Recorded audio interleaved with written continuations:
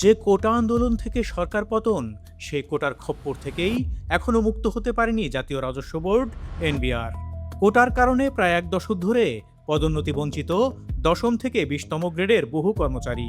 বৈষম্য দূর করতে সবাই যেখানে বদ্ধপরিকর, সেখানে কর পরিদর্শক পদে পদোন্নতিতে কোটার মারাত্মক বৈষম্য দেখা গেছে। এদিকে বঞ্চিত কর্মচারীদের আন্দোলনের মুখে গত নভেম্বরে কোটা বাতিল করে নতুন বিধিমালা জারি করা হয়। তবে সময় গড়ালেও তা বাস্তবায়নে বাধা হয়ে দাঁড়িয়েছে একটি সুবিধাভোগী গোষ্ঠী। আইনি প্রক্রিয়ার সুযোগ নিয়ে কোটা ব্যবস্থা রক্ষা করতে মরিয়া তারা। এমন পরিস্থিতিতে মাঠ পর্যায়ে কর পরিদর্শকের প্রায় 4 শতাধিক পদ খালি রয়েছে, যার প্রভাব পড়ছে রাজস্ব আদায়ে। সূত্র মতে অন্তর্বর্তী সরকারের আমলে কোটা পদ্ধতি বাতিল করে জ্যেষ্ঠতার ভিত্তিতে সমন্বিত তালিকার ভিত্তিতে পদোন্নতির দাবিতে কর্মচারীদের আন্দোলনের মুখে বিধিমালা সংশোধনের উদ্যোগ নেওয়া হয়। নতুন বিধিমালার কাজ শুরুর পর কর পরিদর্শক পদসহ কর্মচারীদের সব পদোন্নতি বন্ধ হয়ে যায়।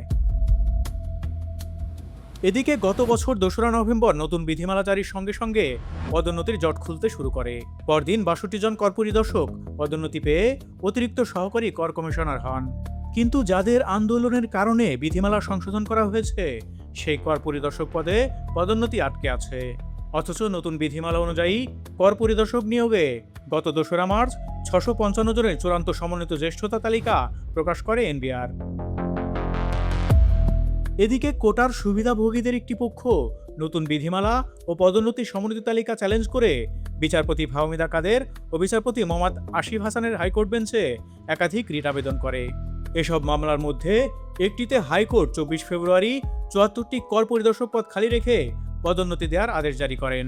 কিন্তু পদোন্নতি প্রার্থীদের পক্ষে আপিলের ভিত্তিতে গত 16 মার্চ হাইকোর্টের ওই আদেশ 8 সপ্তাহের জন্য স্থগিত করেন আপিল বিভাগ। আরেকটি মামলায় গত 12 মার্চ ওই নিয়োগ বিধির আলোকে প্রস্তুত করা জ্যেষ্ঠতার তালিকা 3 মাসের জন্য স্থগিত করেন হাইকোর্ট। কিন্তু পদোন্নতি প্রার্থীর আপিলের পরিপ্রেক্ষিতে আপিল বিভাগ 31 মার্চ হাইকোর্টের রায়কে 19 এপ্রিল পর্যন্ত স্থগিত করে ওই দিন পরবর্তী শুনানির দিন ঠিক করেন। পদোন্নতি বঞ্চিতদের পক্ষের আইনজীবী মোহাম্মদ সাইফুল আলম জাতীয় অর্থনীতিকে বলেন, 3টি রিট হয়েছে। এর মধ্যে প্রথম 2টি রিটে বলা হয়েছে 2016 সালে যে আইন হয়েছে সেটা হয়েছে কোটার ভিত্তিতে। রিটকারীদের জন্য 62% কোটা থাকত। 2025 সালের যে সংশোধিত আইন হয়েছে তাতে বলা হয়েছে কম্বাইন্ড লিস্ট হবে, কারোর জন্য কম কারোর জন্য বেশি হবে না।